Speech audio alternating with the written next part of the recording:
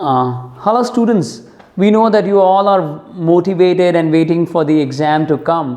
So आप लोगों की preparations हो चुकी होगी और now the next big question is कि क्योंकि ये बदला हुआ पैटर्न है तो कितनी देर किस सेक्शन को दी जाए। हम लोग ने जो पेपर्स लिए हैं और जो पूरे दिल्ली के दूसरे स्कूल्स के पेपर्स को भी एनालाइज करा है, उसके बाद जो हमें समझ में आता है, जो हमारा एक्सपीरियंस कहता है हमारी टीम का, आइए वो हम आपसे शेयर करते हैं।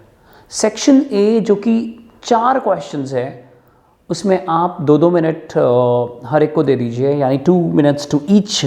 हालांकि जो फर्स्ट पार्ट होता है दैट इज सिंगल सेंटेंस और 1 वर्ड, फिर भी आप 2-2 मिनट देकर टोटल 8 मिनट्स इन्वेस्ट कर सकते हो सेक्शन ए के अंदर।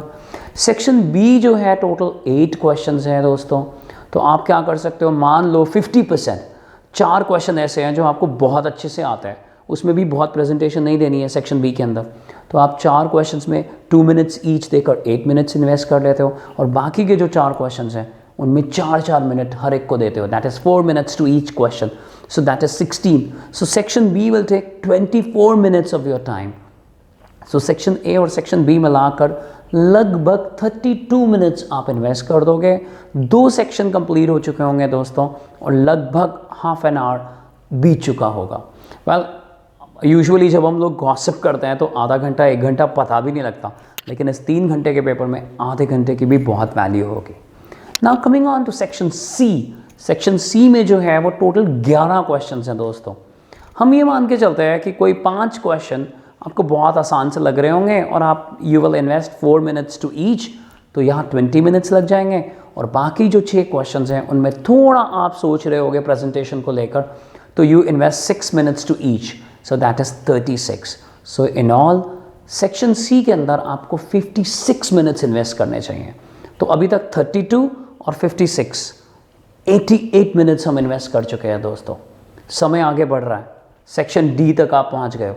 सेक्शन डी में 6 क्वेश्चंस होते हैं, इसमें भी हम मान के चल रहे हैं कि 3 क्वेश्चंस आपको बहुत ईजी लग रहे होंगे और 3 क्वेश्चंस में थोड़ा समय देना पड़ रहा होगा।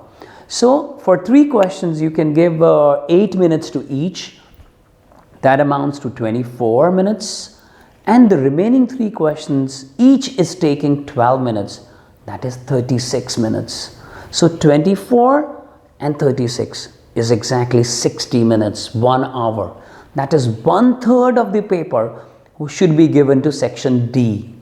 तो you remember अभी तक हमने 88 मिनट्स काउंट करे थे और 60 मिनट्स ये ऐड कर लीजिए, तो 148 मिनट्स में आपका पूरा पेपर ख़त्म, जबकि आपको 180 मिनट्स दिए जाते हैं।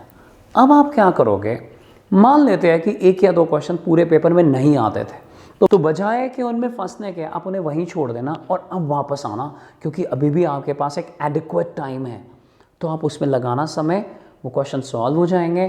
फिर भी अगर आपके पास 15 और 20 मिनट बचते हैं तो invest that time in calculation based questions, जैसे मेट्रिसेस का, जैसे लीनियर प्रोग्रामिंग का क्वेश्चन, जैसे प्रोबेबिलिटी का क्वेश्चन, क्योंकि जो क्वेश्चंस प्रूविंग के होंगे उनको रीचेक करने की ज़रूरत नहीं है।